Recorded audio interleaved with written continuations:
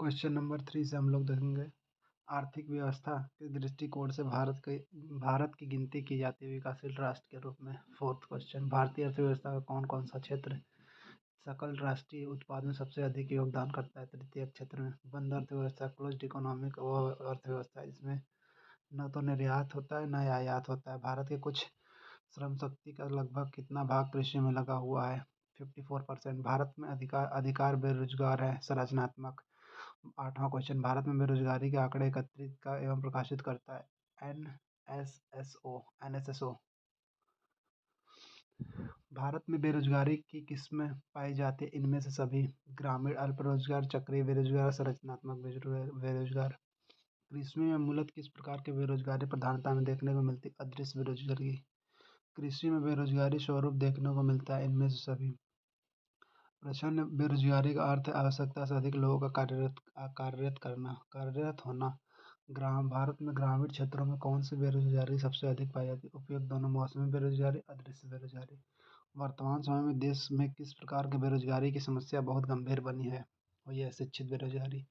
राष्ट्रीय ग्रामीण विकास संस्थान कहाँ अवस्थित है? हैदराबाद में। और फिर इसके आगे हम लोग पढ़ते हैं, देखिए क्वेश्चन नंबर 16 में पढ़ते हैं संरचनात्मक बेरोजगारी का कारण है अपर्याप्त उत्पादन क्षमता। वैश्वीकरण, ग्लोबलाइजेशन का अर्थ है घरेलू अर्थव्यवस्था एवं वैश्विक अर्थव्यवस्था के कारण एकीकरण। क्वेश्चन नंबर 18 में योजना आयोग गरीबी रेखा के योजना आयोग जो है गरीबी रेखा में पोषण आवश्यकता के आधार पर निर्धारित करता है। इसके अनुसार ग्रामीण क्षेत्रों में 2400 कैलोरी प्रतिदिन से कम प्राप्त करने वाले लोग गरीबी रेखा के नीचे माने जाते हैं। नगरीय क्षेत्रों के लिए कैलोरी अंतर्गढ़ है 2100 कैलोरी। योजना आयोग किसके सर्वेक्षण के आधार पर निर्धनता रेखा के नीचे लोगों को आकलन करता है? राष्ट्रीय नमूना सर्वेक्षण संगठन। राज्य एवं राष्ट्रीय स्तर पर गरीबी का अनुमान लगाने का योजना आयोग किसके सूत्र का प्रयोग करता है? डीडी की लाकड़ा वाला। 21 क्वेश्चन, अंत्योदय कार्यक्रम का उद्देश्य था गरीबी से सबसे अधिक मदद करना। 22 क्वेश्चन, कुटीर ज्योति योजना संबंधित है ग्रामीण क्षेत्रों में गरीबों से नीचे जीवन यापन करने वाले परिवार के विद्युत सुविधा उपलब्ध कराने से।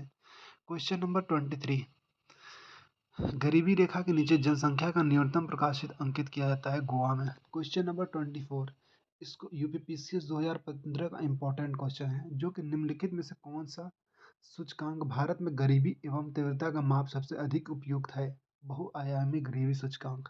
निम्नलिखित में कौन सा कार्यक्रम ग्रामीण भारत में गरीबी दूर करने हेतु था? उपयुक्त सभी। भारत में नगरीय गरीबी के जड़ें ग्रामीण क्षेत्रों में निहित। ग्रामीण क्षेत्रों में शिक्षा का स्तर नीचा नीचा है। इसमें ए और आर दोनों सही है परंतु आर ए की सही व्याख्या नहीं है।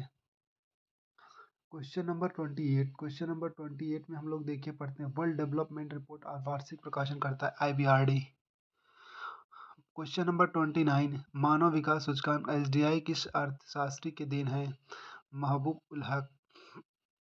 क्वेश्चन नंबर 30, निम्नलिखित में से कौन सा मानव विकास सूचकांक का हिस्सा नहीं है? लकल नाम निवेश दर। मानव विकास सूचकांक एचडीआई आधार क्या है? स्वास्थ्य, शिक्षा, जीवन स्तर।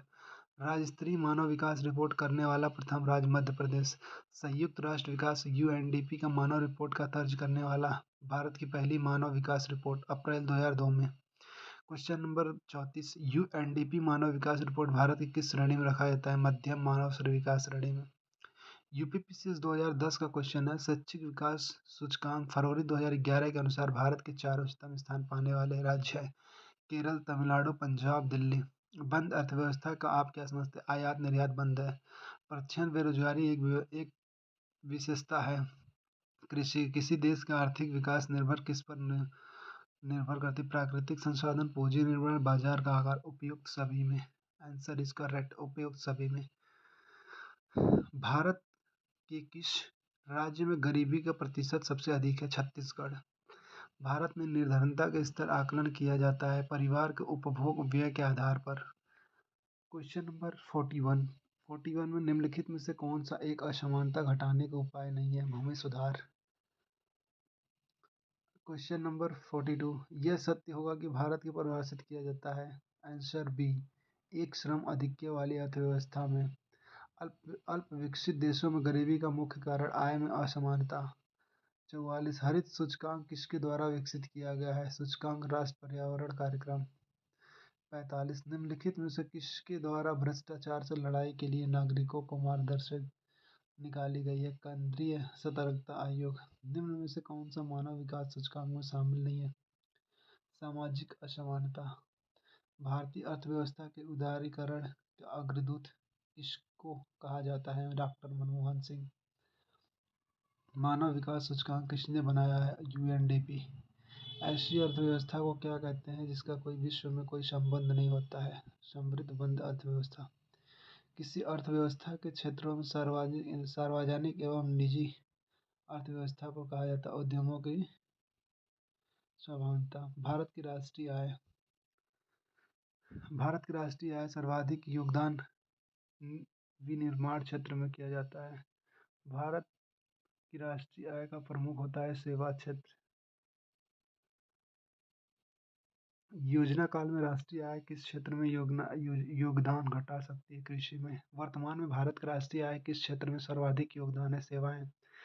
क्वेश्चन नंबर 5 जैसे जैसे अर्थव्यवस्था विकसित होती है राष्ट्रीय आय तृतीय क्षेत्र का अंश होता है बढ़ता जाता है। नियोजन में आरंभ 1950 से 51 भारत के सकल घरेलू उत्पाद जीडीपी के कितने प्राथमिक द्वितीयक तृतीयक क्षेत्र में 1993 से 94 कीमतों के 15.11 13.34 29.55% जो 2014-15 में दौरान परिवर्तित होकर यह 17.5 31.8 50.7 हो गया है। देश में राष्ट्रीय न्यायाधीश एनएसएस की स्थापना 1950 ईस्वी में हुई थी। क्वेश्चन नंबर 8 सांख्यिकी संगठन सीएसओ का स्थापना कब हुई थी? 1951 ईस्वी में। राष्ट्रीय आय उत्पादन लागत की निवल राष्ट्रीय उत्पादन। भारत का राष्ट्रीय आय अनुमानित होती है केंद्रीय सांख्यिकी संगठन पे। निम्न में से किसी राज्य के प्रति व्यक्ति सबसे अधिक आय है? गोवा। भारत में चालू मूल्यों का प्रति न्यूनतम आय वाला राज्य बिहार। 1867-68 में भारत की प्रति व्यक्ति 20 रुपये एक सर्वप्रथम अभिनिश्चित किया गया था दादा भाई नौरोजी ने। ड्रोन के सिद्धांत द थ्योरी ऑफ ड्रोन किसने प्रतिपादित किया था? दादा भाई नौरोजी। भारत में राष्ट्रीय आय की गणना किस विधि से किया जाता है? उपयोग दोनों उत्पत्ति गणना आय विधि। हिंदू वृद्धि किस दर से संबंधित है? राष्ट्रीय आय से। 1949 में राष्ट्रीय आय समिति अध्यक्ष कौन थे? पीसी महालनोबिस। स्वतंत्रता पूर्व भारत की राष्ट्रीय आय के संबंध में किसने अनुमान लगाए थे? नौरोजी एवं सिराज ने। स्वतंत्रता के पश्चात देश की राष्ट्रीय आय का अनुमान लगाने के लिए भारत में राष्ट्रीय आय समिति की स्थापना कब की थी? 4 अगस्त 1949 में। स्वतंत्रता के बाद समयावधि के लिए राष्ट्रीय आय अनुमानों के किस श्रृंखला में? इनमें से सभी। भारत में राष्ट्रीय आय की गणना किस आधार पर की जाती है? उपयुक्त दोनों चालू एवं स्थिर मूल्यों के आधार पर। वर्तमान में राष्ट्रीय आय समकों की गणना किस आधार पर की जाती है? 2004-5 की। भारत में राष्ट्रीय आय की सही संगणना आने वाली कठिनाई है अमौद्रिक क्षेत्र अस्तित्व। भारत में राष्ट्रीय आय की सही गणना कौन सी समस्या सामने आती है? पर्याप्त एवं सही सांख्यिकी विधि की कमी। भारत में सर्वप्रथम राष्ट्रीय आय का किसने आकलन किया था? दादा भाई नौरोजी ने। दादा भाई नौरोजी अपने धन पलायन सिद्धांत किस पुस्तक में वर्णित किया था? Poverty and the British rule of India. Bharat की राष्ट्रीय आय सर्वाधिक योगदान किसकी है? तृतीय क्षेत्र में। भारत की राष्ट्रीय आय किसके क्षेत्र में सबसे कम योगदान है? प्राथमिक क्षेत्र में। क्वेश्चन नंबर 29 भारत में राष्ट्रीय आय का गणना निम्नलिखित में से किसके द्वारा? सबसे इंपॉर्टेंट क्वेश्चन जो कि एमपीपीसी एसएससी यूपीपीसी सब में आया। केंद्रीय सांख्यिकी संगठन में किसी देश की आर्थिक वृद्धि की सर्वाधिक उपयुक्त माप जीडीपी से किया जाता है। उसके बाद हम लोग पढ़ते हैं भारत की एएसआई विभागों की।